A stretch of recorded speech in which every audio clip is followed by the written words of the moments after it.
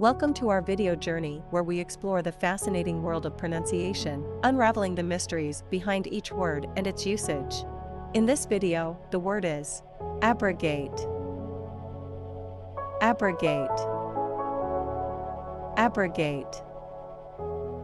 Abrogate is a verb that means to officially or formally repeal or abolish a law, agreement, or contract, often due to a change in circumstances or a decision to invalidate it.